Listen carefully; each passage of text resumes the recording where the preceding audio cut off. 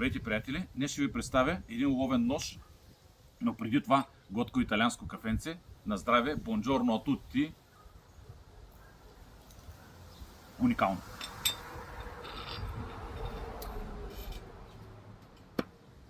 Както всеки мой нож, разполага с подаръчна кутия и сертификат за изработка от мен.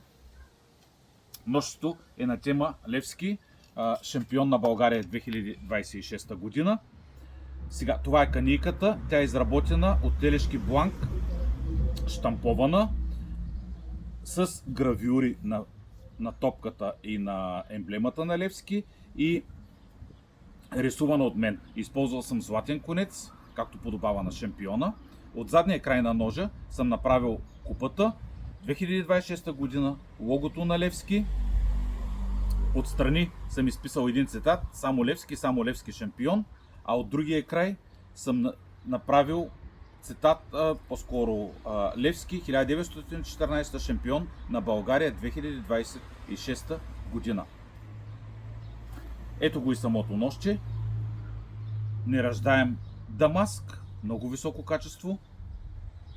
Дръжка от китова кост фосил. Отстрани моя колега Тянко е изобразил купата, която спечели шампиона.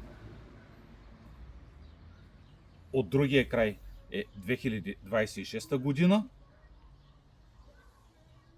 И отзад е логото на Левски плюс футболната топка.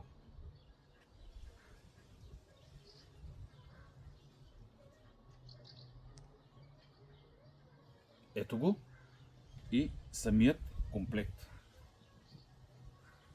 Надявам се да ви хареса. Бъдете живи и здрави и довиждане!